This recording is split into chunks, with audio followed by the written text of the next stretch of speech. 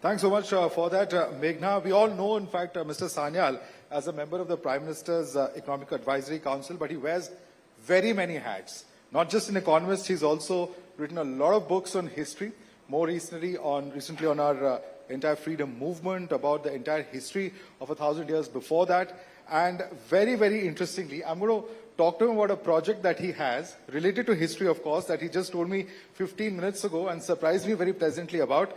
Mr. Sanyal, you are also working beyond your historical and academic projects on something related to a ship. Can you tell us about this?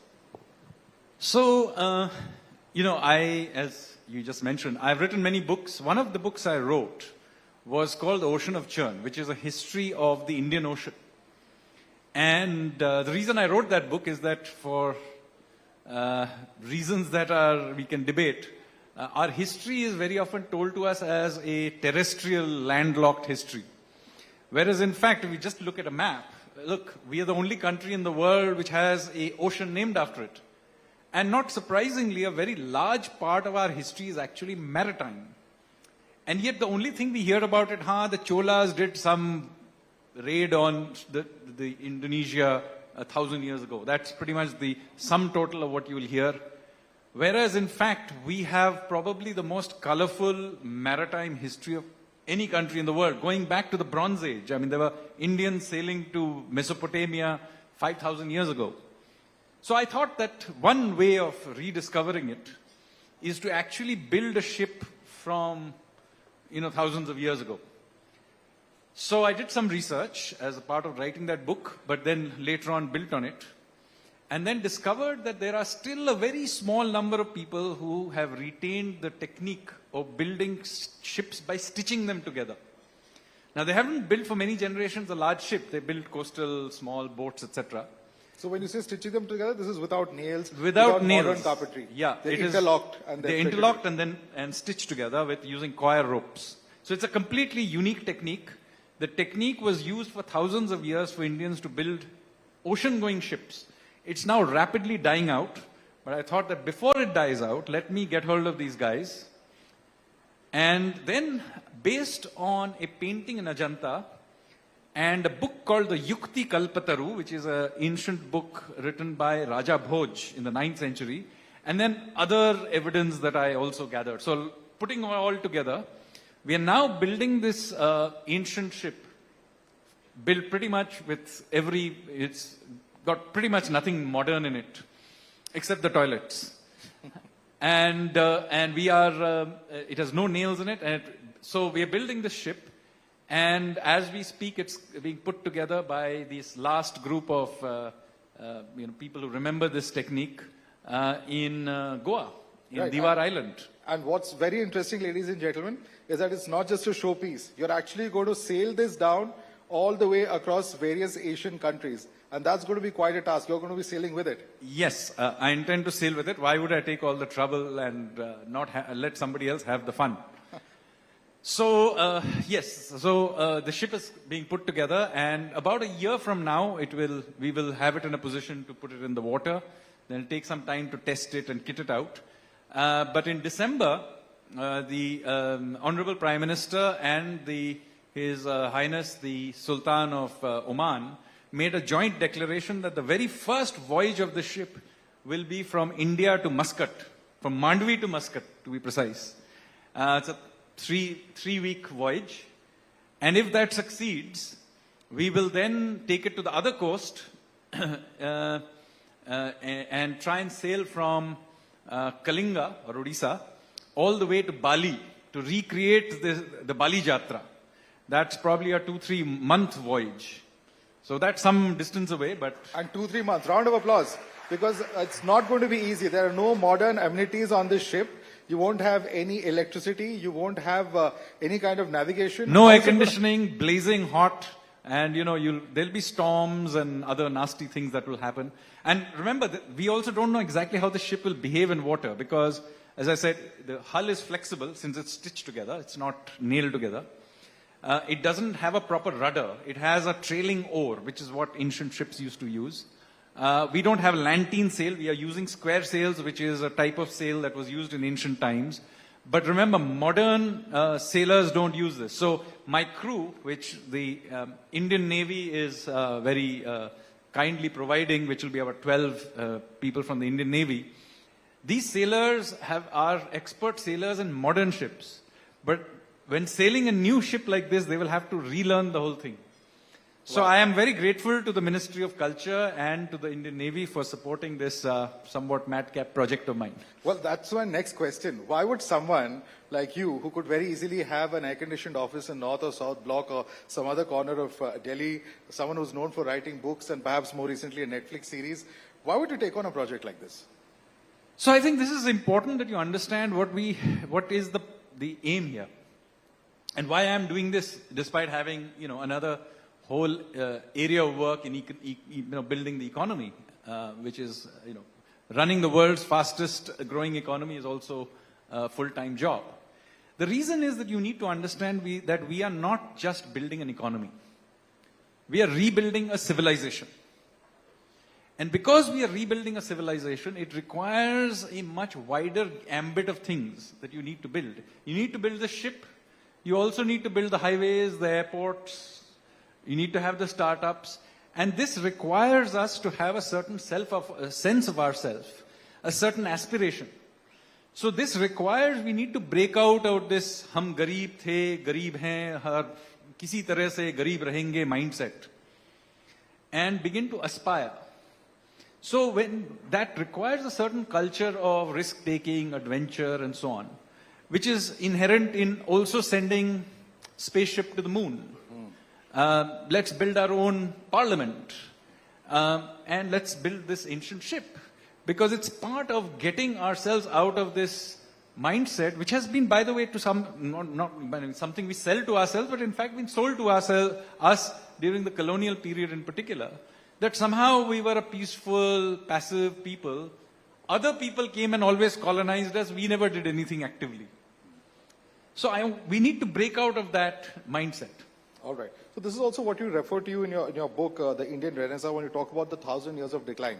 So in a sense, you're trying to sort of arrest that decline or reverse that process. And you've also talked about how it was something that is not just about 250 years of British colonialism, but also about 700 odd years before that this process began. Take us through that. So this is the point I make, is that, look, when does a country go through a renaissance? So it's very often very difficult to tell it from your own times. So let's take another part of the world where everybody agrees there was a renaissance, which is the European Renaissance. Now, between the decline of the Roman Empire and the European Renaissance, there is also another about 1,000 years of decline that Europe went through. Now, what happens is that suddenly, around about the year 1400 to 1500, and around about 1400, you begin to see suddenly in small towns in northern Italy, something happens. Florence, Venice, etc. Now you think of the Renaissance just as some sort of an artistic movement. It's not. It is actually an opening of mind. It's a rebirth. And it happens in every field simultaneously. So, what is the great contribution of Florence to the world? It's actually double entry bookkeeping. It was a banking hub. Venice was the stock market. It was a commercial hub. The art that you see is actually something that they did on the side. It's also about the same time that Galileo is breaking out of and creating new forms of science. It's Leonardo da Vinci. He is not just doing art, he's also doing these engineering projects. So this breaking out is actually a mindset. And what I am attempting to do is to break out and create this mindset. We need to have this mindset. So this also fits in with the overall theme of Atmanirbharta, the Prime Minister, this government often talk about. But there are many who would raise a question as to how is this Atmanirbharta any different from self-reliance, for instance, that previous Prime Ministers and governments spoke about here in India? Fundamentally different.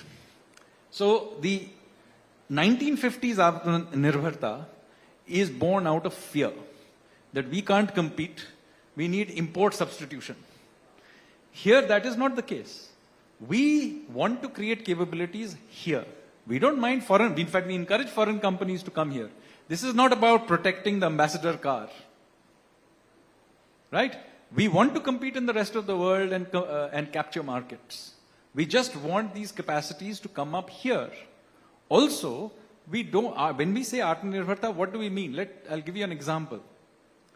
We have a pharmaceuticals industry, globally competitive. Now, during COVID, we discovered that this great pharmaceuticals industry is totally dependent on single foreign sources for its inputs. Now, that is a serious threat to our resilience. So, if we want to be resilient to these supply chain risks, and happened with chips as well, then we need to have certain amount of capacity that is here. Now, if we were Singapore and we couldn't create capacity in every sector, then I understand. We are India. We can create large capacities in all kinds of sectors, including manufacturing. So, this is the reason we are thinking about it in this way. But it is a thinking which is based not on defense, but on offense. Right. Right. Also, if I can take a contrarian view on this issue of culture, there are those who say that, of course, it's very important that we are confident about our culture, about our civilization roots, and we've seen a lot of emphasis on that. But there are also those who say that if we emphasize too much on that, for instance, there are violent events that we all know that took place after 1992. If these sort of thoughts are taken to an extreme, do you think that is a valid concern? See, everybody is concerned on nationalism. Will go back and say, oh, look what happened with the Nazis or something like that, right? Now look, the Europeans have much to answer for their nationalism. They should answer for it. Our nationalism is based on rebuilding our country and our civilization. In fact, much of our nationalism grew out of resistance to their colonization. Why do we have to be apologetic for their crimes? Let them be apologetic. Right. Right. Also, recently there's been, you might have seen some of these articles about billionaire Raj, which I today saw even Mr. Yechuri tweeting about. The allegation or the presumption at that point of time is that, all of this, with all that we've seen over the last few years, have created a sort of situation where income inequalities are at an all-time high. This is the argument. And they are comparing this to the colonial times. How would you as an economist look at this particular claim that has been made? Is this even factually borne out in your view? First of all, that study which Piketty and company have done is actually utter garbage. And you know that because in their own report, if you just read the small print at the bottom, which by the way, Surjit Bhalla and Karan Bhasin have published an article about, just read their own sort of footnotes. You will know that, the data they have used to compare different periods are not comparable. So, first of all, this is based on utter garbage. But let me take not the study, but the thought into account. See, everywhere there is this thing, oh my God, there is billionaire Raj. Okay? Adani, Ambani. Look, I grew up in Kolkata of the 1980s. I grew up listening to Tata Birla. So the problem is really with having these billionaires. Now notice that all of these people, all the people who make all these allegations, all the studies that give all of this, are funded by the following people: Ford Foundation, Rockefeller Foundation, Soros's Open Society, Omidyar, Bill Gates Foundation. ये लोग कौन हैं? ये भी तो billionaire ही हैं. Now all these think tanks, NGOs, etc. don't have problem with Gora billionaires. As long as the billionaire is white, it's perfectly fine. It's a problem with brown billionaires. Right? Thomas Piketty आके क्या यहाँ नौकरी देगा? Thomas Piketty has not generated any jobs at the best of my knowledge. We need to generate jobs. We are 1/3 of the world's population. 1/3 of the world's billionaires should live in India.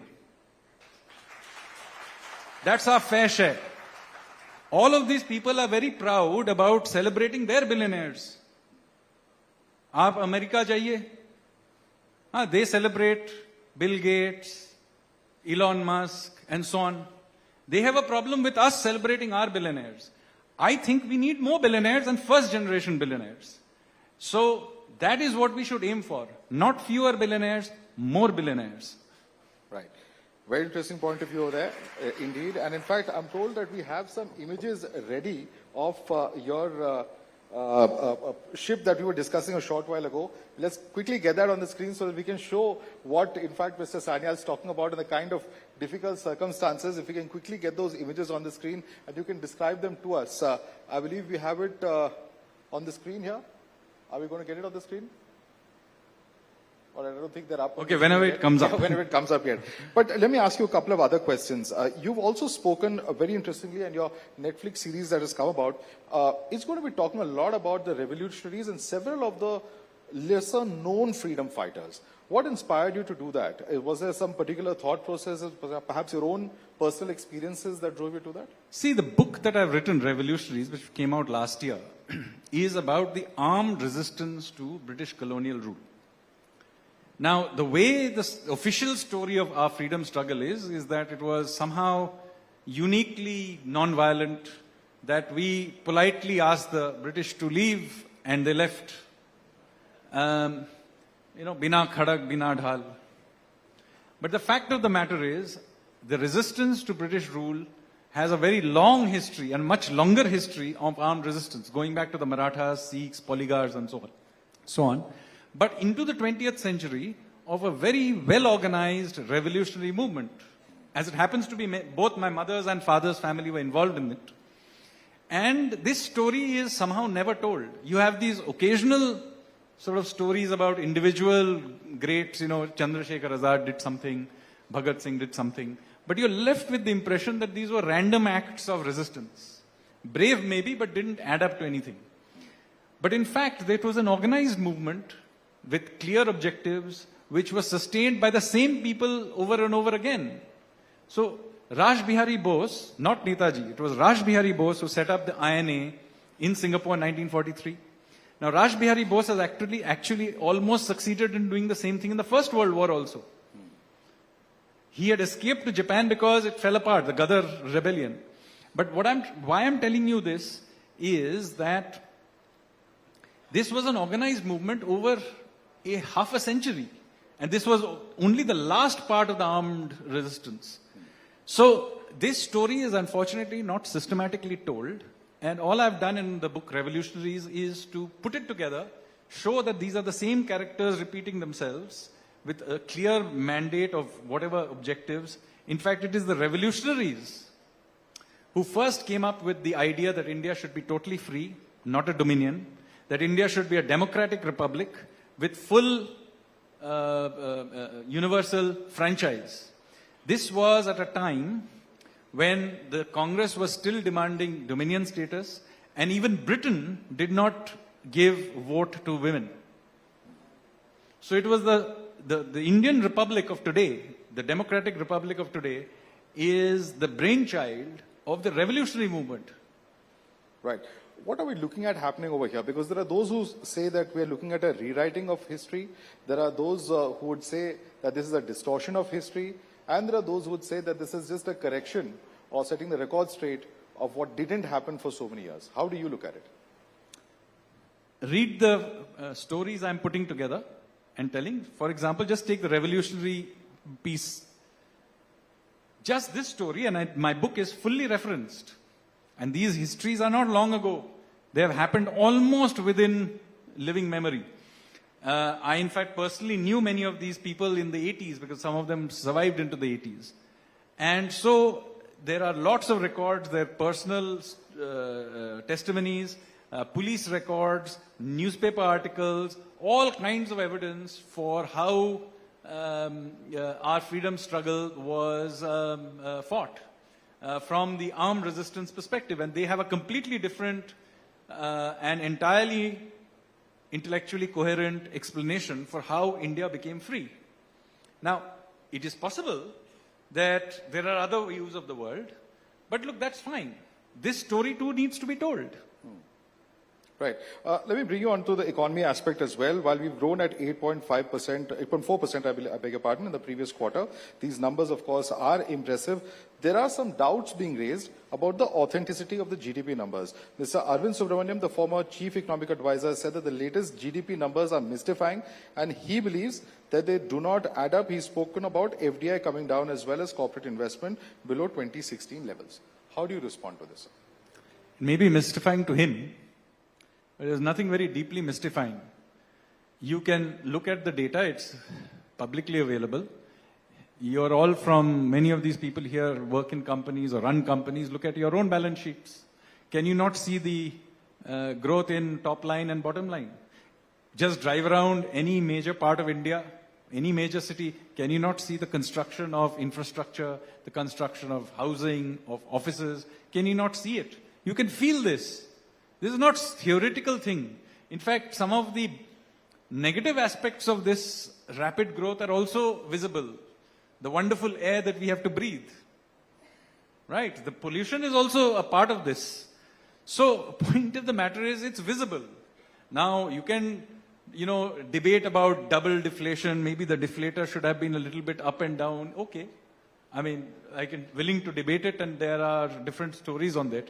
The fact of the matter is India's economy is now growing at a very rapid pace, should be visible. If it didn't concord with what we can visibly see, then we can have a debate. Yeah. Sometime back, few months back, we saw Raghuram Rajan tell Rahul Gandhi that the rate of growth would be best at around 5%. Now, at 8.5%, it's of course quite far off that mark. But the question that many would have in their minds is that, is this 8.4 sustainable?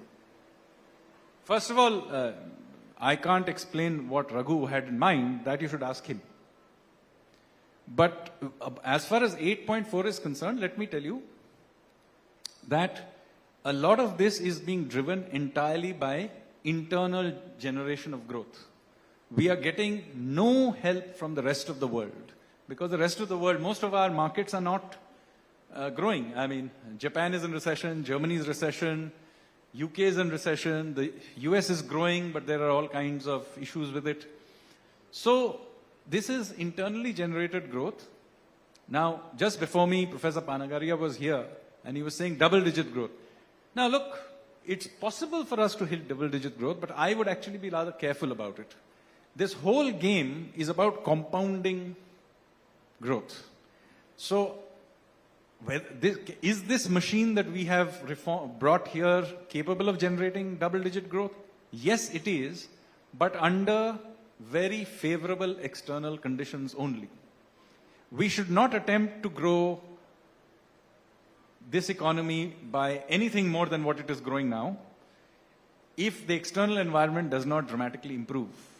Because what will happen then is that our external accounts will begin to overheat, our inflation will begin to overheat, and so on. You can only generate very high rates of growth past what we are growing right now if external environment is conducive. Otherwise, we should be satisfied with what we are doing, or even something in the range of 7% is perfectly good. Key is, do not lose control of macroeconomic stability. It was a very hard-earned thing that we had to do. I mean, as somebody who was involved in cleaning up of the banks, let me tell you, it's like extracting teeth. It's not a fun thing to do. Again, I was a member of the team that managed the economy through the COVID period. Very, very difficult. And at every stage you will have noticed, the thing we emphasized was stability. We were restrained on the fiscal side, we were restrained on the monetary side throughout this whole cycle. Why? Because we are trying to ensure that the macroeconomic stability side is well anchored. So if push comes to shove, if we have to choose, be very clear. We will choose stability over growth. Because this game is about compounding this over 25 years. That's the Amritkal cycle. Any 1 year, I don't get emotional about whether we hit 8 or 7 or whatever. In fact, this 8.4 is a wonderful surprise. Our own forecasts, if we will remember, for the government was 6.5% to 7%. And if it grows at 7%, we would have been perfectly happy. Right. In fact, if we can now at least bring up on the side screens, I believe we can bring up those images, I'm told, by our production team. And if we can quickly just go through those images very quickly. Yeah, take us through these images. What are we seeing? So this is the image. Oops, you'll have to hold it there at one of the images, then I'll explain each one of them one by one. So this image, the very first one, is the image of Nau Devi. You see, since we had this maritime culture of crossing the oceans, every maritime community in ancient times used to worship a local deity, usually a female deity. So in Goa, they used to worship Nau Devi. Now, Nau Devi, there were many shrines to Nau Devi. Most of them were destroyed during the Portuguese period. But I did manage to find one in the forests of Goa. And so this is what a Nau Devi looks like. And this is the goddess to which the ancient mariners used to worship before they set out on these voyages. So before building the ship, I went and actually prayed to Nau Devi.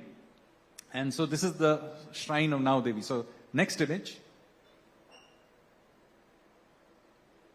Next image, please. Yeah, it's playing. Okay. So as I told you, this shipbuilding that is happening is not happening with any nails. This is being actually stitched together.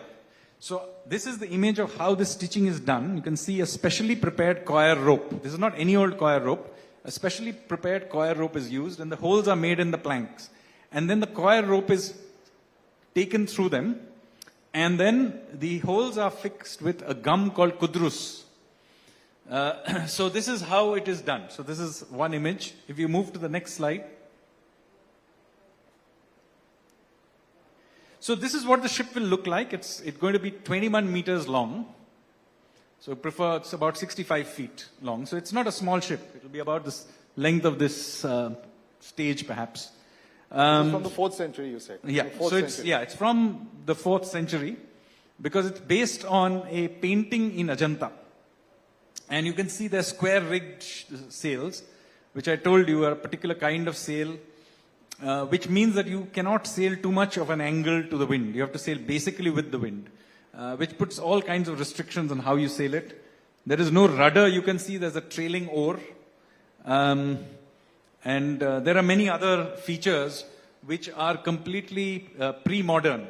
So modern sailors actually have to relearn sailing for sailing these ships, because its characteristics in a storm, for example, is unknown. Because remember, for example, the hull is going to flex. You know, big wave comes, the hull actually flexes inward and outward. Now, what happens to the sailing characteristics in a storm, we don't know. So all of this will have to be tested out so that we understand how it works. Similarly, modern sailors know what to do with a lantern sails and at what angle to sail to the wind. We will have to figure out what happens with a square sail and so on and so forth. Well, safe travels from all of us here at the Times Network. Sanjeev Sanyal, a round of applause for Mr. Sanyal for that Thank you. Brave, adventurous sort of task that he has embarked upon. And apart from educating us on the economy and our history, now also proving with this particular voyage some source of inspiration for all of us to look at in terms of these particular voyages. Thanks so much for sharing. Thank you. It's a pleasure.